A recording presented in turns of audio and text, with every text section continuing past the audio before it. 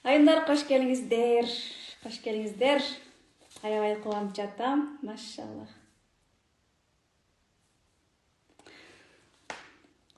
Азыр баштайбыз. Машалла, кандай салма? Демек, сабакты баштайбыз. Айымдар.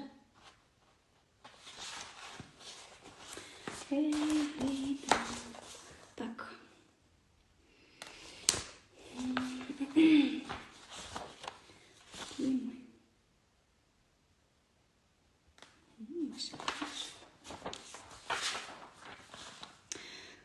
Қош келиңиздер. Ассаламу алейкум. Қош келиңиздер. Машаллах, машаллах сонун. Аябай кубанып жатам. Бүгүн бизде түз эфир, айымдар менен баарлашуу болот, сүйлөшүү болот, азаматсыздар. Активный катышабыз. Мен суроо бергенде активный жооп беребиз. Макулбу? Ооба, суроо жооп болот азыр. Так.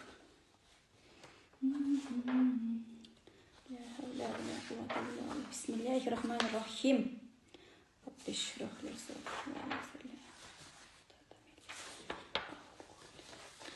Айымдар дагы кирсин, Ассаламу алейкум, кош келиңиздер. Экраным не болуп калган. Машаллах. Сени бүгүн эстеп койдум эле дейт.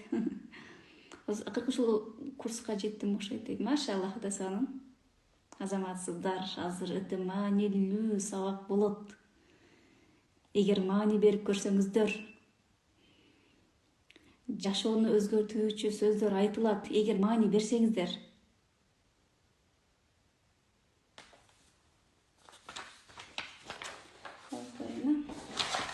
Эмнеге жашообуз өзгөрбөйт? Эмнеге дуа кылсак да кабыл болбойт, Ушулар боюнча айтып берейин. Себеп дегенде ички ниеттерибиз туура эмес, ички сезимдерибиз туура эмес.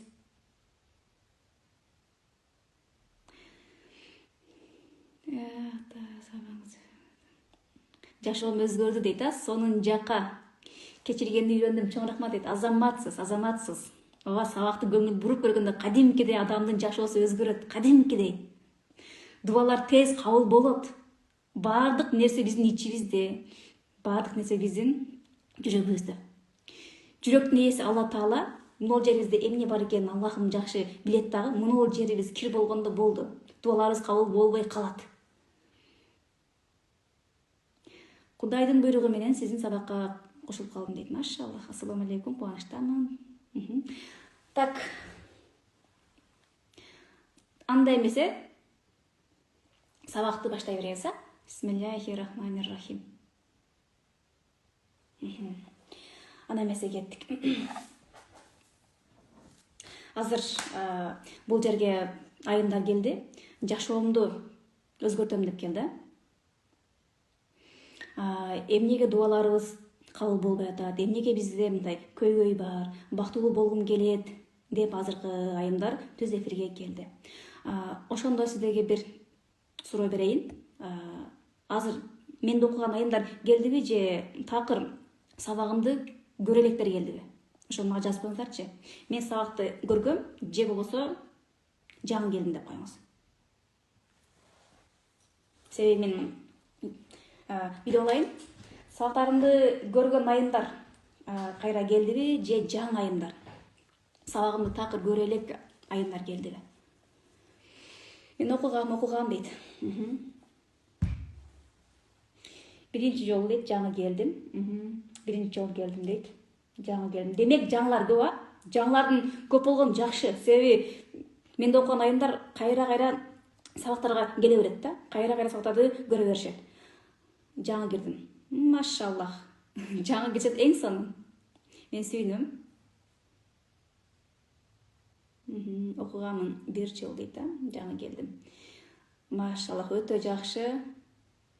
Жаңы келген айымдар көп экен. Машаллах. Демек, бисмиллахир-рахманир-рахим. Улуу, мээримдүү, ырайымдуу Аллахыбыз менен баштайлык. Сүйүктүү пайгамбарыбыз саллаллаху алейхи ва салламга салам салаваттар болсун.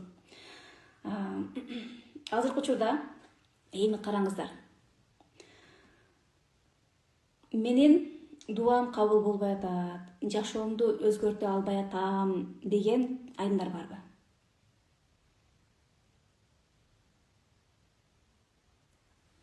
Жооп коюңуздар. Менин дуам кабыл болбой атат, менин көйгөйүм чечилбей атат деген айымдар барбы? Бар экен, ооба дейт. Машаллах. Жаңы келген айымдар болсо азаматсыздар. Эми ушул жерге маани беребиз. Сиздер дагы бисмиллахир-рахманир-рахим деп туруп сабакты көрүп баштаңыздар. Себеби сабак түшүнүк болуп барбаса, жашоо өзгөрбөйт. Караңыздар, сабак качан сиздерге жеткиликтүү болгондо, көбүнчө айымдарды мен байкап атам, сабакты маалымат катары эле алып койтат да. Демек, сабакты маалымат катары кабыл алганда бизде жашоо өзгөрбөйт. Биз сабакты түшүнгөндө, ушундай беле, менде бар болчу да деп биз түшүнгөндө гана биздин жашообузда өзгөрүү болот. Эгер түшүнбөй эле, маалымат катары эле угуп отурган болсок, анда жок, эч кандай өзгөрүү болбойт. Себеби мен өзүмдө башында ушундай болгон. Башында мен биринчи жолу изденип, сабактарга кирип баштаганда ушундай эле мындай маалымат катары эле сабакты көрүп отура бергем да. Бир ай сабакты көргөм, түшүнүк мага келген жок экен, жөн гана маалымат кылып эле ушундай экен да, деп эле көрө берип бердим да. Менде эч кандай өзгөрүү такыр болгон жок. Эмне үчүн башкаларда өзгөрүү болуп атат, эмне үчүн менде жок дедим да. Себеби сабакты окуган айымдар укмуш деп атпайбы? Менин жашоом өзгөрүп кетти, укмуш сонун болду, дуам кабыл болду деп атышат. Анан кийин менде эмнеге эч нерсе болгон жок дедим да. Дуам кабыл болду дегендерге жазып аттым. Кантип эле сенин дуаңар кабыл болду депчи. Анан кийин, машаллах, менде ушундай мындай көйгөй бар экен да, менде ушундай туура эмес ниеттер бар экен да, мен билдим да деп жазды. Дегенден кийин мен кайра дагы жазылдым да. Андан кийин ушундай берилип көргөндө гана түшүнүк болуп келди. Билдим, болду, билдим. Мына ошол күндөн баштап жашоомдо өзгөрүү боло баштады. Демек, сиздер дагы көңүл буруп, Аллахым сабакка жүрөгүмдү ачып койгун деп, андан кийин гана сабакты көрүп баштаңыздар. Макулбу? Сабакка жүрөк ачылбаса, анда бекер. Жөн эле мындай эле сабакка кызыксыз болот же ушулбу дегендей сезим болуп калат да. Эгер сабакка жүрөктү Аллахым ачып койсо, ушунчалык мындай бомба болот да. Болду, жетти мага, жетти деген бомба болот анда. Демек, азыркы учурда дуам кабыл болбой жатат. Эмне себептен? Эми мен сиздерге себептерин айтып берейин. Эмнеге сиздин дуаңыз кабыл болгон жок? Сизде кандай туура эмес сезимдер бар? Сизде кандай туура эмес ниеттер болгон? Ошону азыр мен сиздерге айтып кете берем. Айымдар өзүңүздөрдү тааныйсыздар. Менде бар экен, менде жок экен деп жазып туруңуздар. Макулбу? Мен айткан туура эмес сезимдер кимде бар болгон болсо, менде бар экен дейбиз. Эгер кимде жок болсо, менде жок дейбиз. Макулбу? Анда эмесе кеттик. Демек, бул жерде Алла Таала бизге райым кылып, пайгамбар жөнөттү. Пайгамбарыбыз саллаллаху алейхи ва саллям айтты. Алла Таала мындай дейт.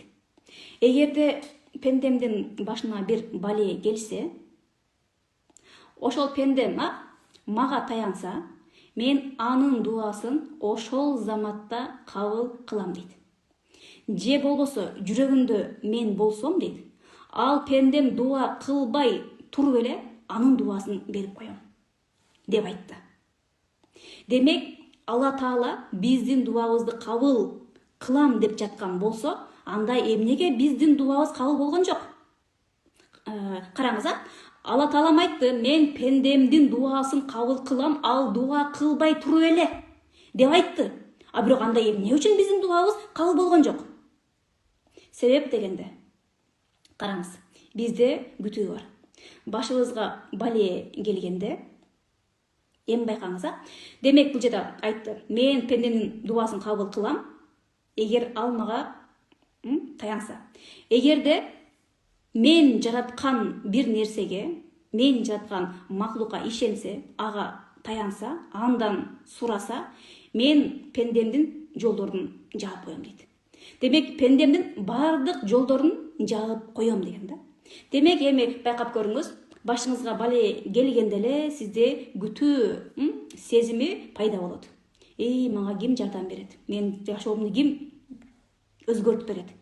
Менде ушундай көйгөй келди, кимге барсам экен деген сезим бар. Байкаңыздарчы, эгер кимде мына ушундай сезим бар болгон болсо, анда бар болчу да, мага берип турса болмок эле, берген жок деген пендеге таянуу. Биринчи Аллахтан дагы өтүп барып эле, кимден жардам сурасам экен, же болбосо мен эмне кылсам экен деп өзүнө таянуу. Эгерде кимде адамдын өзүнө таянуу сезими бар болгон болсо, мен эмне кылсам экен, кандай кылсам болот экен деп туруп өзүнө таянуу, же болбосо кимге барсам экен, жолдошум айтсам унабайт, же бир туугандарым көнбөйт, же анда акча жок да, же мында ушуга барсам экен, ал көнбөсөчү деп адамдардан издеп баштайт. Же болсо ошол заматта барып сурайт, мага берип турчу, же мага жардам берчи деп. Демек, кимде пендеден болгон күтүү сезим болгондо, демек Алла Таала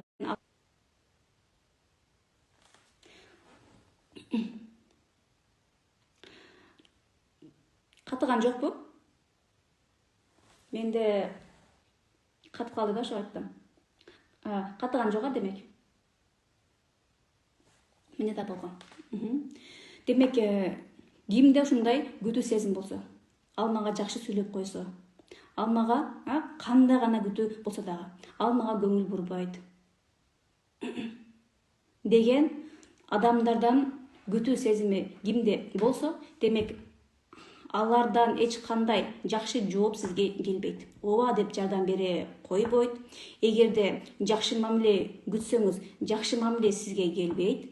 Эгерде көңүл буруу күтсөңүз, көңүл буруу келбейт. Эгерде мээрим күтсөңүз, мээрим келбейт. Караңыздар. Эгер жардам күтсөңүз, жардам дагы келбейт, жолуңуз дагы ачылбайт, дуаңыз дагы кабыл болбойт. Демек, күтүү сезим бул тосмо. Дуаларыбызды кабыл кылдырбай тосуп коет. Эфир өчпөйт, сакалат. Дагы бул жерде пайгамбарыбыз айтты, улуу арштын этегинде мындай деп жазылганын окуп калдым дейт пайгамбарыбыз. Караңыз, кайсыл бир пенде мени сүйсө, мен дагы аны сүйөм дейт. Кайсыл бир пенде менден сураса, мен ага берем дейт. Кайсыл бир пенде мени эстесе, мен дагы аны эстеймин дейт. Кайсы бир пенде ырайым тилесе, мен ал пендеме ырайым кылам дейт. Караңыз, бул жерде кайсыл бир пенде мени сүйсө, мен дагы аны сүйөм деп. Кайсы бир пенде мени көргүсү келсе, мен дагы ал менен жолуккум келе берет дейт. Караңыз, демек Аллах дагы биз менен жолуккусу келет экен. Эми караңыз, Алла Таала бизди эмне үчүн жаратты? Караңыз, Аллахым ушунчалык мээримдүү да, улуу да. Демек менин мээримин бергиси келди. Аллахым ушунчалык улуулугу менен бейиштерди жаратты, ааламдарды жаратты. Кимге бергиси келет? Мисалы үчүн, кандай айтсам экен, бизде мээрим бар, мээрим болгондугу үчүн балалуу болгубуз келе берет да. Балам болсо мен баламды багат болчумун да деп балалуу болгубуз келет да. Демек Аллах дагы ушунчалык улуулугун кимге көргөзсөм экен деген дагы бизди жаратты да. Демек бизди жакшы көрүп, сүйүп жаратты. Мен пендеме мээримдүү боламын. Мен пендеме жакшылык беремин, неемат беремин. Мен пендеме бейиш беремин. Өзүмдүн мээримимди көрсөтөмүн деп Алла Таала бизди жаратты мынакей. Демек, кайсы бир пендем дейт, мени сүйсө, мен дагы ал пендемди жакшы көрөм деп атпайбы? Демек, ким бул жерде Алла Тааланы сүйөт? Эгер кимде ким Аллахты чындап сүйсө, Аллах анын дуасын кабыл кылат. ага дайыма жакшылыкка, тынчтык, неаматтарды мындай берет да. Демек, ким бул жерде Аллахты жакшы көрөт? Жооп бериңиздер. Мен Аллахты жакшы көрөм, бирок мага мындай жооп келген жок го.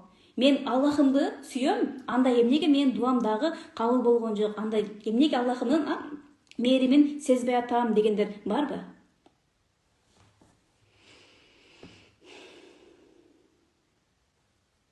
Демек, биз Аллахты сүйгөндө, Аллахым дагы бизди сүйсө.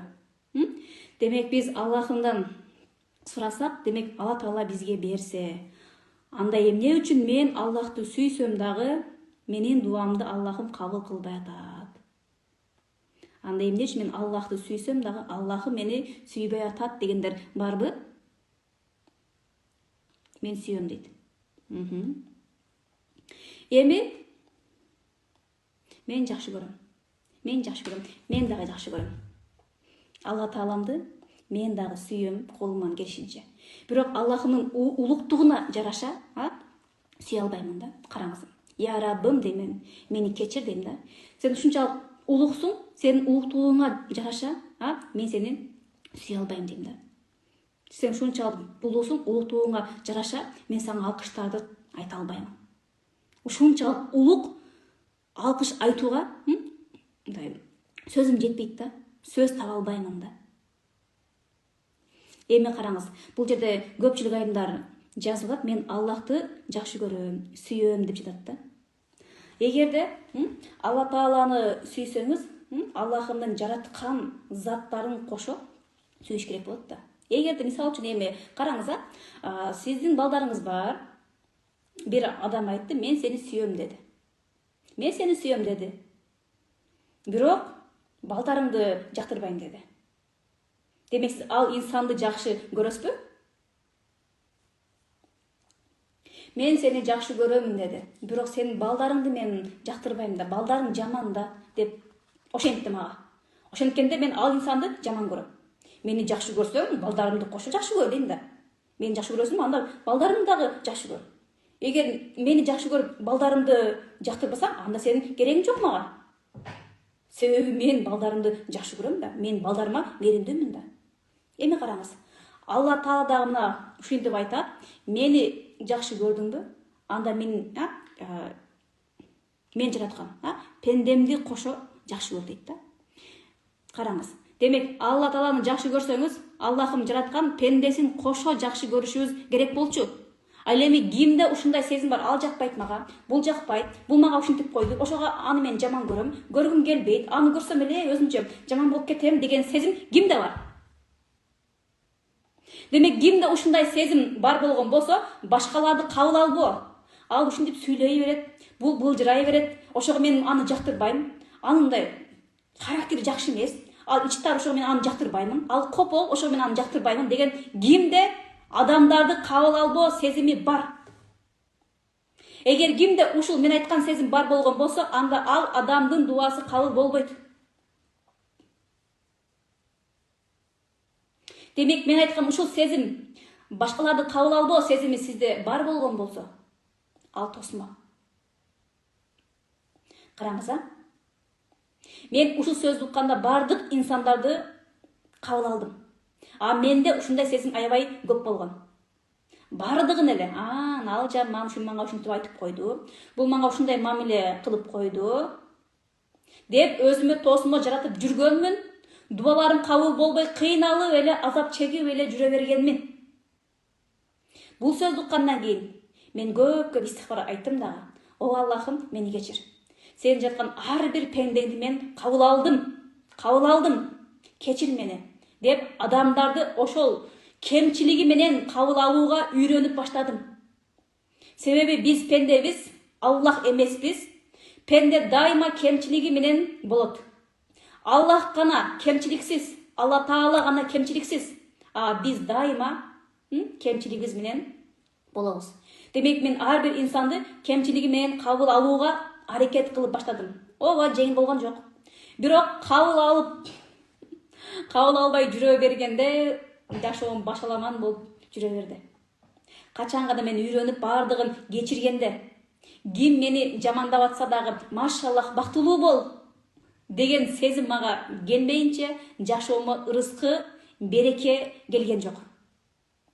Мен үйрөндүм, ким мени жамандап атса дагы, мени ким жаман көрсө дагы, аны мен ага жөн гана бактылуу бол деп дуа кылып эле калдым. А макул, ал дагы пенде да.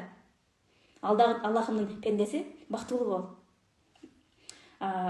Жаратканым сага эки дүйнө бакыт берсин деп бардыгына дуа кылып калдым. Айрыкча өзүм жаман көргөн инсандарды чекеден жаздым го. Паланча, түкүнчө бардыгын жаздым да. Караңыздар, мен жашоомду өзгөрткүм келди. Аябай кааладым, ушунчалык кааладым. Мен бардыгына даяр болдум. Андан кийин бардык мен жаман көргөн инсандарды мен ким менен урушуп кеткен болсом бардыгын жаздым дагы. Телефонумду алып голосовой жөнөтө баштадым. Паланча мени мындай кечирип койчу, менден кетти. Аллах үчүн мени кечирип койчу деп мен кимдер менен урушкан болсом бардыгын, кимдер менен таарынышкан болсом бардыгына жазып чыктым голосовой. Кээ биринен жооп келди, кээ биринен келген жок. Келбесе дагы макул деп койдум. Мен кечирим сурап койдум, болду бүттү. Демек Алла Таала мамиле кыл деди. Мамиле кыл. Аллахым каалайт да, пенделери бири-бири менен ынтымакта болушун Аллахым каалайт. Биз дагы өзүбүздүн балдарыбызды бири-бири менен ынтымакта болушун каалайбыз. Бири-бирине жардам беришин биз дагы каалайбыз. Дал ошондой эле Алла Таалам дагы пенделердин ынтымакта болушун каалайт. Демек биз ынтымакта болбой, караңыз, биздин бир балабыз экинчи бир балабызга жамандык кылса, биз чоң балабызды жазалайбыз. Бир тууганыңа мээримдүү болгун дейбиз, ачуубуз келет. Демек Аллах да ошондой. Кайсы бир пендени биз жаман көрсөк, ага биз ичтаарлык кылсак, көрө албастык же жамандык кылсак, Аллахым бизи жаман көрөт. Бизге ачуусу келет. Демек биздин дуабыз кабыл болбойт деген сөз. Кайсы бир балаңыз алсыз болсо, эң жошу болсо, эң бош болсо, ошол балабызга тим эле болушабыз го. Алдыга мындай кабатыралып, дайыма карап, көзөмөлдөп жүрөбүз го. Караңыз, дал ошондой эле Аллах дагы кайсы бир пендеси алсыз болсо, ыйлап калган болсо, ошол пендесине ушунчалык жакын болот экен да. Пендем сабыр кыл, мен сага берем дейт экен. Караңызчы.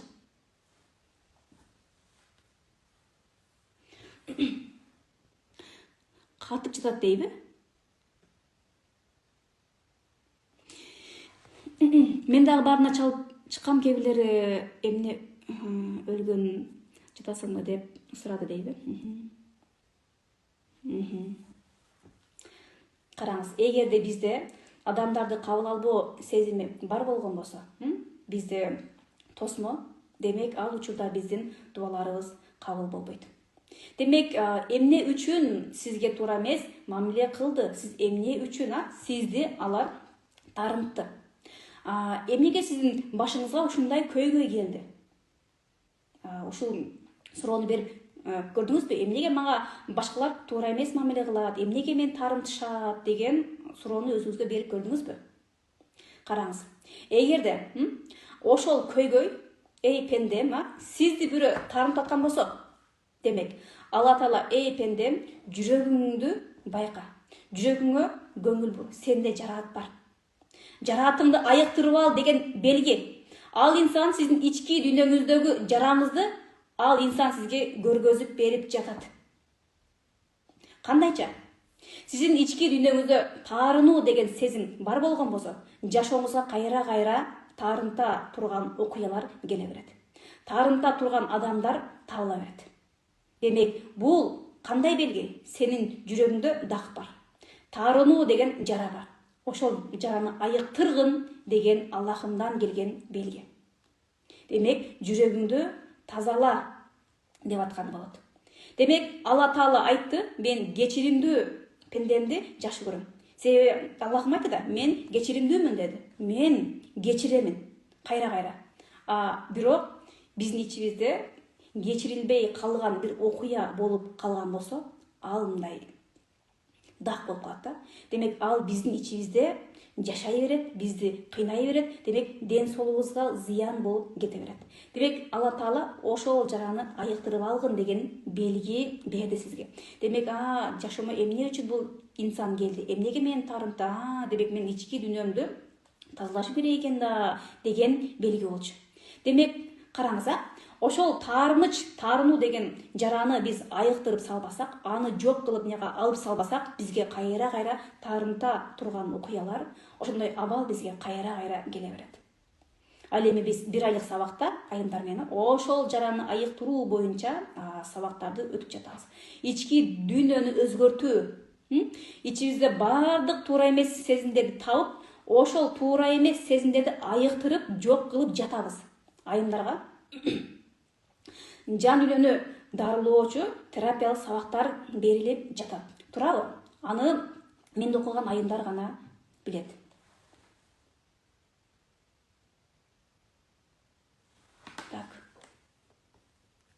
Эми караңыз, бул ааламды Алла Таала жаратты. Пенделерди, макулуктарды бардыгын жаратты. Бул аалам Аллахымдын буйругу менен иштеп жатат. Караңыз, жер өз нугунда айланып жатат. Аалам, түн, жарыктык, күн, ай бардыгы өз нугунда иштеп атат да, жашоо уланып атат. Ар ким өзүнүн кызматын аткарып жатат. Жаныбарлар, тоо таштар, суулар бардыгы өз кызматын аткарып жатышат. Ал эми периштелер дагы. Демек, пенделер дагы ар ким өз кызматын аткарып атат. Демек, биздин чөйрөбүзгө келген ар бир инсан, алар дагы өз кызматын аткарып жатышат. Мисалы үчүн, менин балдарым, менин жолдошум, кайын журтум, менин чөйрөмдө кимдер бар? Бир туугандарым бар. Демек, алар мага кандай мамиле кылып жатышат? Алладан мага кандай көйгөй келип атат? Демек, алар өз кызматын аткарып жатышат деген сөз. Эгерде сизге мындай кандай айтсам, жолдошуңуз көйгөй болуп аткан болсо, демек сизге ошол жолдош керек болду. Сизге ошол көйгөй керек болду. Керек болгондугу үчүн дагы ал инсан сиздин жашооңузга келип калды. Башканын жашоосуна барган жок. Ал сиздин жашооңузга келди. Себеби сиздин ички дүйнөңүздү ал сизге көргөзүп берүү үчүн. Демек, ичиңизде эмнелер болуп аткан болсо, ошол эле сезимди кайра өзүңүзгө чагылдырып алып көргөзүп берип атат. Эгер ичиңизде коркуу сезими бар болгон болсо, ал сизди кайра коркутуп, копол мамиле кылып, ошентип өзүңүздүн ички дүйнөңүздү кайра сизге көргөзүп берет. Демек, башыңызга келген көйгөй бул эмне экен? Бул көйгөй эмес, дарылоо. Ошол ичиңиздеги жаратты дарылоонун белгиси. Дарылап алгын деген белги. Эгерде бизде көйгөй болбосо, бизде өсүү дагы болбойт. Эгер эч мындай жашообуз тынч эле боло берсе, анда эч кандай өсүү бизде болбой калат. Эгер менин башыма бир көйгөй келбегенде, демек азыркы Элнура жок болот эле. Ошол эле абалда, ошол эле жашоодо жүрө бермек. Качан гана башыбызга көйгөй келгенде гана биз изденип баштайбыз. Демек, башка келген көйгөй бул жөн гана сабак. Ар ким адам өзүнүн ишин аткарып атат. Ар бир адам жашообузга келген балдарыбыз дагы, жолдошубуз дагы, ким келсе дагы бизге алар сабак берүүчү. Сабак гана берет. Эң мыкты сабак берүүчү айрыкча биздин балдарыбызды. Балдарыбыз менен алышып отуруп, өнүгүп, өсүп кете беребиз. Себеби бала бизге сабак берүү үчүн гана келет. Караңыз, ал эми көпчүлүк айымдар унуткат да. Менде травма бар дейт да, травма. Эгерде караңыз, сиздин жашооңузга кандай көйгөй келди? Ал мындай маанилүү эмес да. Ошол көйгөйдөн кандай сабак алдың? Мына ошол нерсе маанилүү. Башыма андай келди, ушундай болду, мени ушинтип кыйнашып дей берет да. Караңыз, демек, эмнеге ошондой көйгөй сизге келди? Демек, ошол көйгөйдөн кээбирки инсандар сабак алып, өнүп өсүп кете берет. Кээбирки айымдар болсо, травма катары кабыл алып, мени кыйнашты, азап чектим деп налып жүрө берет да. Демек, бул жерде бизде жаш бала позицияда болгондор үчүн травма болуп калат, ал эми чоң адам позициядагы айымдарга бул жөн гана сабак болуп калат да. Ал эми чоң адамдын башына көйгөй келсе, андан эмнеге ушундай болду деп мындай ойлонуп отуруп эле сабак алып өсүп кете берет. Ал эми эгерде жаш бала позицияда болсо, ал адам кыйналып травма болуп калат да. Эмнеге мындай болду, эмнеге мен ушундай болот деп азап чегип эле андан чыга албай жүрө берет. Демек, такты кантип кетиребиз дейт.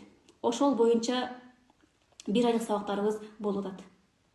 Такты кетирүү үчүн. Так. Азыр.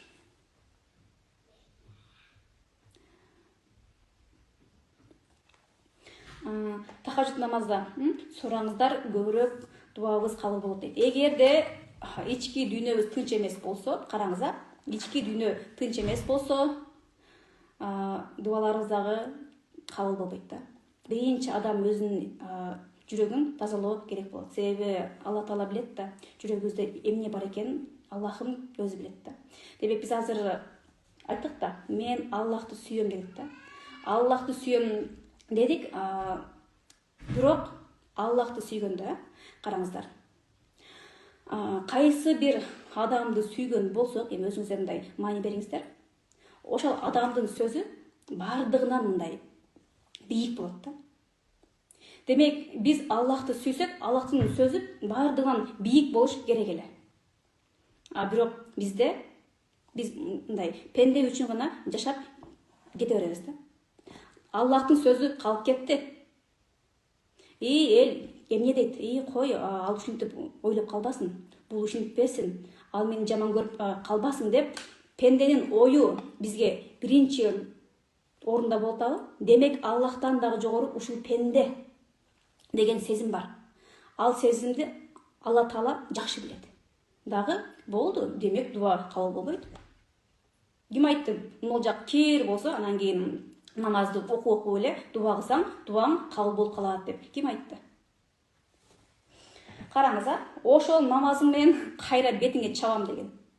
Эгерде сенде жүрөк таза эмес болсо, кандай десем экен, кулк мүнөзүң жакшы эмес болсо, кулк мүнөзү начар адам намаз окуса, акыретте ошол намазың бетиңе чабылат деген да. Демек, бул жерде намаз дей берсем, ошол намаз, ички дүйнө бардыгын тең алып кетиш керек болот. Намаз оку дегенде бардыгы билет. Түндө туруп намазың оку, зикир кыл, истигфар айт дегенде бардыгы билет аны. Кайсыл жерге барбагын, намаз окусам дейт. Ал эми намазды акырет үчүн окуйбуз биз, мындай дубаларыбыз кабыл болуш үчүн эмес, акырет үчүн. Демек, бул 5 убак намаз парыз болот бизге. Демек, ооба сөзсүз түрдө намаз Аллахымдын буйруктары, бирок Аллахымдын буйругу бар да, адеп ахлагыңды оңдогун деген.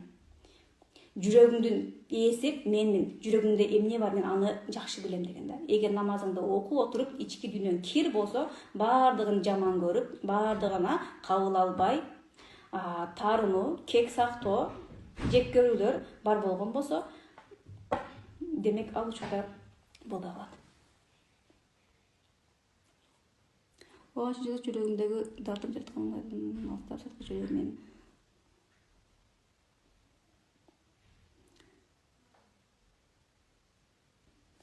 Акча салып, инвестиция кылса болобу, акча көбөйтсө болобу. Караштырып көрүш керек аны. Катып атат дейби? Катаган жок да?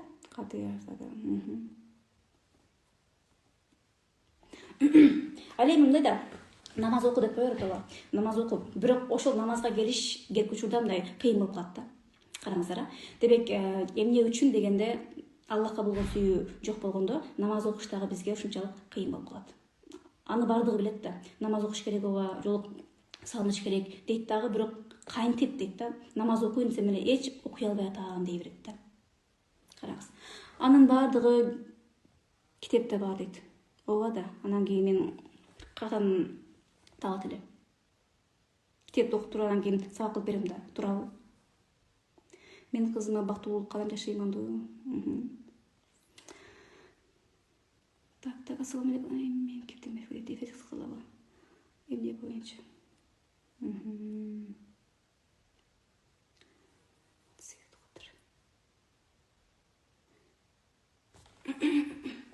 Суроо көбөйүп кетиптир. Мен жетише албай калдым. Нурайым, сиздердин сабак 2 жолу окудум. Катышкан өтө сонун дейт, машаллах, өтө жакшы. Сабакты окугандан кийин азыр мен сиздерге бир голосто коюп берейинби?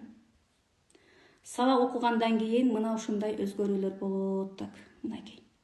Сен жумага айткандай болгондормун, болсам керек, мен ушунчалык керемет кооз сезимдериммен түшүндүрүп айта албайм силергечи. Ушунчалык жеңил, учуп, кубаныч, ичим толтура бакыт. Ошол биринчи күндөн баштап эле мен так аткара баштадым да, амал кылып айтып баштадым, амал кылып аткара баштадым. Мен жашоомдо аябай өзгөрүүлөр болуп атат. Мени унутуп деле калган тааныштарым чалышып, издешип, качандыр бир кезде бирөө карыз алды эле. Ал издеп мен таап апарып берейин эже депчи. Көп жылдар болуп кеткен, эсимде деле жок. Унутуп деле калгам, аны апарып берейин эже дейт. Андан кийин картадан которуп кой десем жок. Мынакей. Ушундай өзгөрүүлөр болот. Так. Караңыздар, 12 жыл дегенде истихбар айтып, төрөгөн айым. Сабактарды окуп. Караңыздар. Так.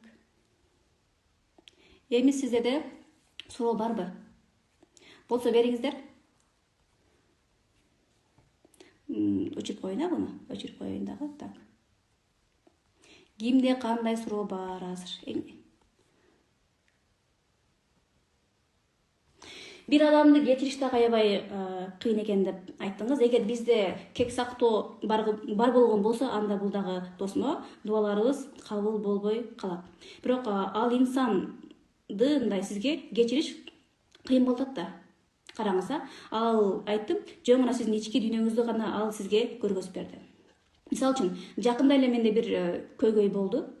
Аябай мага жаман таасир этти. Бирок Алла Таалам эмнеге ушундай кылды дедим да. Демек, мага бир нерсе жетпей атат. Мага Аллахым бир нерсени айткысы келип атат деп ойлонуп туруп калдым да. Менде 2 жол болуп калды. Демек, мен кайсыл жолдон бассам экен? Бул көйгөй мага жөндөн жөн келген жок дедим да. Деп ойлонуп отурганда эле, я Раббым, ач дедим да. О Аллахым, жүрөгүмдү ач. Мага сал. Мен кайсыл жерден ката кетирдим? Дегенде эле кадимкидей ачылыш болду. Мен башкача иштеп баштады. Караңыз, демек башка келген ар бир көйгөй жаңы ийгиликтин башаты. Демек, бизге көйгөй келмейинче, ийгилик келбесе, анда биз эмне үчүн көйгөйдү жаман көрүшүбүз керек? Демек, көйгөй бул ийгилик болуп жатса, анда эмнеге мага көйгөй келбесин дешибиз керек. Машаллах, анда тынбай келе берсин. Себеби көйгөй келген сайын анын аркасында бир тепкич жогору ийгиликтерге жетип кете беребиз. Демек, акыркы жолу менде бир жакында эле бир көйгөй болду. Демек, ал көйгөйдүн артында ачылыш болду мага. Ана түшүндүм, билдим, деген бир тепкич жогору деңгээлге чыгууга мага себепчи болду. Демек, тарынуу дегенде, ал кантип тарынтты, эмне кылды? Демек, кайсыл сөздү айтты эле? Ушул боюнча дагы мага жазыңыз эле. Демек, ичиңизде кандай туура эмес сезим бар экенин билип беремин. Мен алтай окуганмын, сабагында Кудайга шүгүр, амал кылып жүрөм, дагы окуй бериш керек экен дейт. Машаллах, ооба. Так, ассаламу алейкум.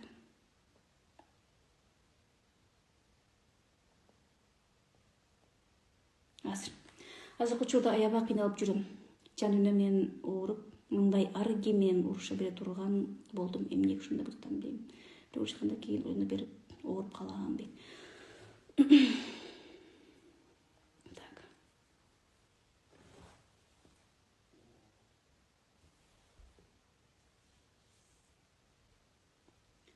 Демек, дагы бир суроо берейин сиздерге.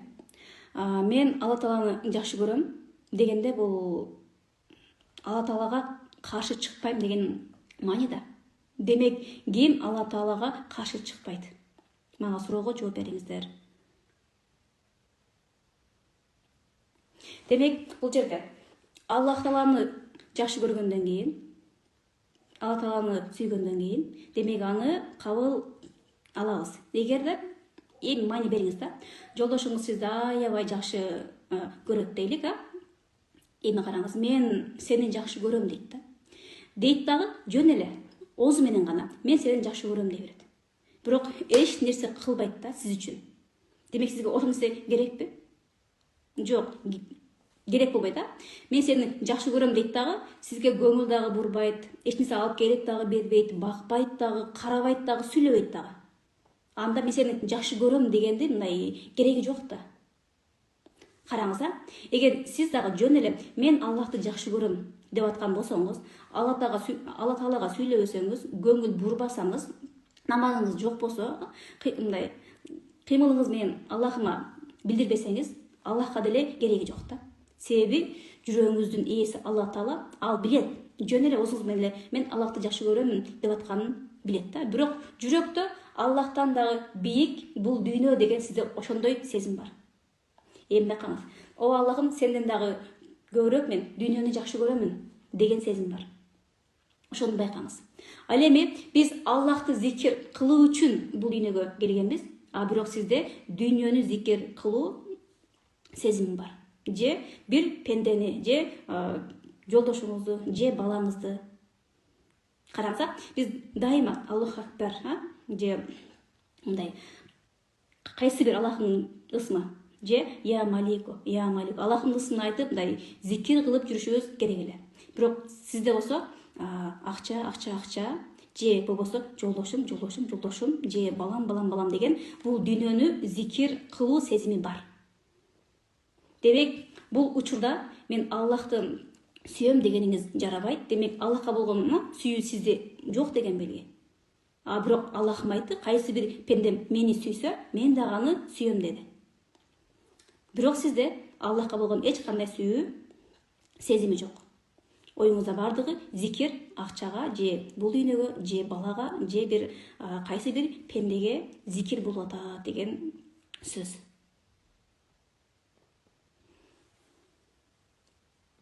Так, азыр. Дагы бир.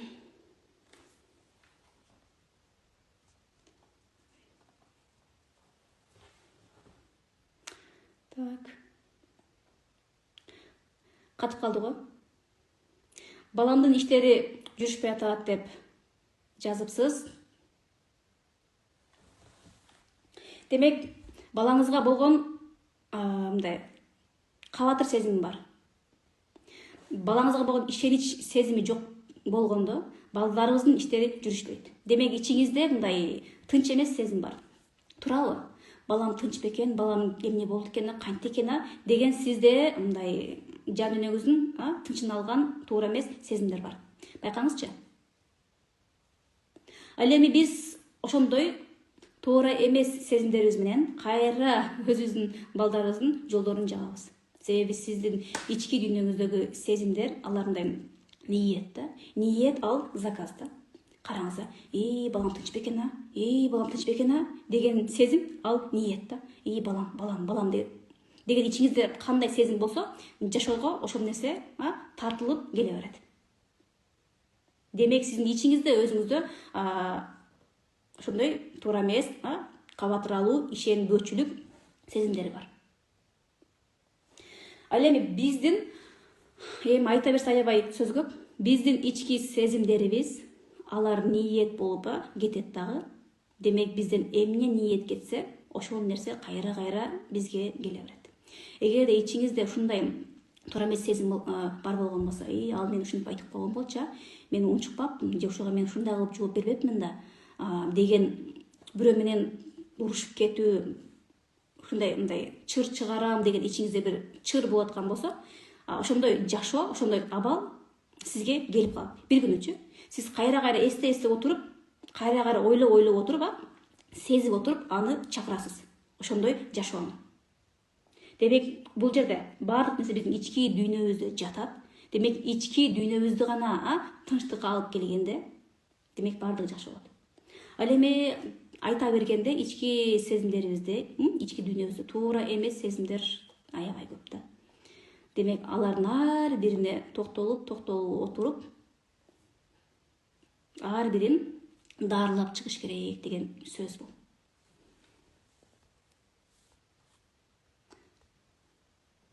Азыр өтүп кетти. Демек, ошол балдарыбыздын жумушу жүрүшпөй жаткан болсо, Алла Таалага тапшырыш керек болот. Бизде 1 саат убакыт болуп калыптыр. Азыр түз эфир өчүп калат. Коркууну кантип жоготом, кантип жеңем?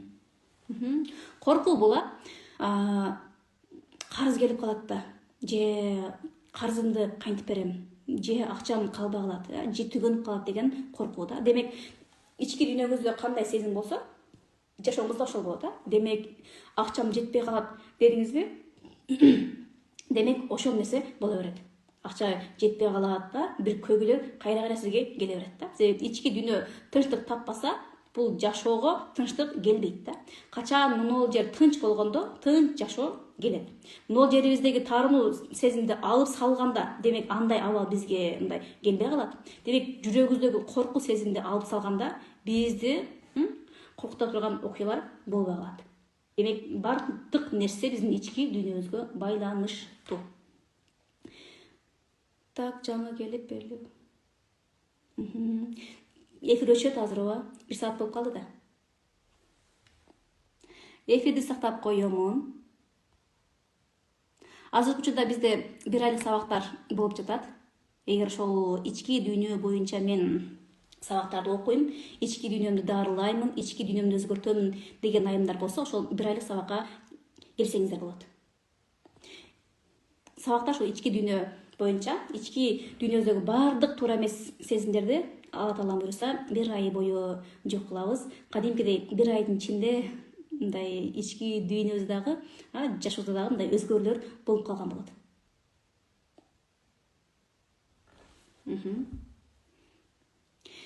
Ички дүйнөнү кантип тазалайды дейт. Мындай кыска сөз эмес, мен сизге азыр айтып берейин десемчи. Бул 1 айлык сабакта кантип таарым жок кылабыз, кантип ички дүйнөбүздөгү коркууларды жок кылабыз, эмнеге мага мындай туура эмес мамиле кылып жатышат, эмнеге менде карыз бар, аны кантип жок кылам, ушулар боюнча 1 айлык сабакта берилет да. Ал эми 1 сааттык сабакта айтып бере албаймын да аны. Ошого айымдар сабакка келет дагы, кайра ар айда сабакка келе беришет. Ал эми айтылбаган сабактар аябай көп. Сабакка, 1 айлык сабакка окусаңыздар болот. Сабактын баасы азыр 1500 сом. Бүгүн эртең жазылган айымдарга арзандатуу жүргүздүм. Бүгүн эртең жазылган айымдарга 900 сом болот. Ал эми менеджердин номери жазылып турат. Менеджерге жазып, бүгүн эртең арзандатууга жетишип калсаңыздар болот. Ал эми азыркы мындай ушул айда сабакка жазылган айымдарга дагы 1 айлык сабакты белек кылып берген келди.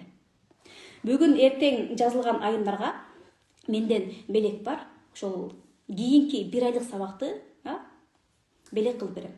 Акысыз 1 айлык сабакты окуй берсе болот.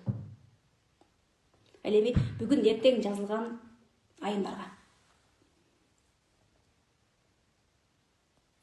Ооба, сабакка азыр айттым. Чынара дейби? Чынара айым азыр айттым. Сабакка бүгүн эртең арзандатуу менен окусаңыздар болот. Сабактын баасы 1500 сом, бирок арзандатуу менен 900 сом. Бүгүн эртең сабакка жазылып 1 ай бою окусаңыздар болот. 1 ай бою WhatsApp'тан суроо жооп болот. 1 ай бою. 1 ай бою кандай гана сизде көйгөй болсо дагы көйгөйлөрүңүздү айтып, жообун алсаңыздар болот. Жол көрсөтүлөт. Кайсыл көйгөйдү кантип чечебиз? Ар бир айымга жол көрсөтүлөт.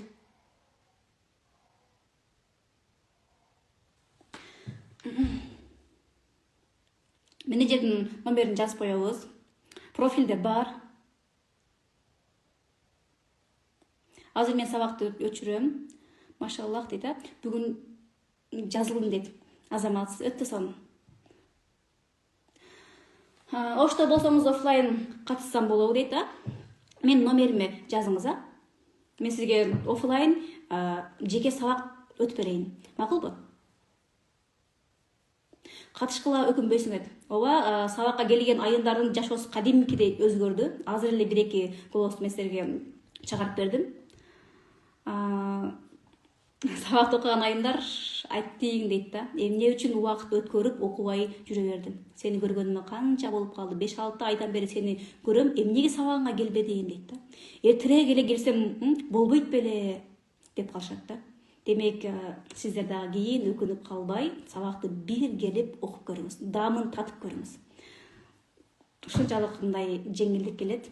Ошондой деп өзүңүз дагы билип каласыз. Ооба, Ош шаарындагы айындар офлайн жеке сабак алсаңыздар болот. Ал эми Жалал Абад шаарындагы айындар дагы офлайн жеке сабак алсаңыздар болот. Жекече сүйлөшүп, көйгөйүңүздү угуп, көйгөйүңүзгө жараша сабак өтүп беремин. Ал эми алыс жактагылар болсо, телефон аркылуу деле жеке сабак алса болот. Жеке сабакта ар бир айымдын өзүнүн көйгөйүн угуп туруп, көйгөйүн жазып алып туруп, ошол көйгөйүнө жараша сабак тартып беремин. Демек, сизде кандай туура эмес сезим бар? Көйгөйдүн тамырын табабыз дагы, эмнеге ушундай көйгөй келген? Демек, ичиңиздеги туура эмес сезимдерди таап туруп, ошого жараша сизге мен жол көргөзүп берем. Сөзсүз түрдө дубалар дагы берилет. Курстун баасы азыркы учурда группа менен сабактын баасы 1500 сом. Бүгүн эртең арзандатуу болуп жатат, 900 сом. Ал эми бүгүн эртең жазылган айымдарга 1 айлык сабак белек болот. Жеке сабак 5000. Сабактарыңыз өтө сонун дейт, азаматсыз. Мен Бишкектегилергечи. Бишкекте болсоңуз онлайн окусаңыз болот. Онлайн окусаңыз болот. Номерлер жазылган, номерлерге жазыңыз дагы. Сабакка келсеңиздер болот. Анда эмесе азыркы эфирди мен өчүрөйүн. Макулбу? Анда эмесе, урматтуу айымдар, мен сиздер менен коштошом. Сабактар аз да болсо пайдалуу болот деген үмүттөмүн. Анда эмесе, тынч болуңуздар. Сабактар өтө сонун дейт. Мен калтырбай окуйм дейт, машаллах, машаллах. Окуй бериңиздер. Макул, анда мен өчүрдүм.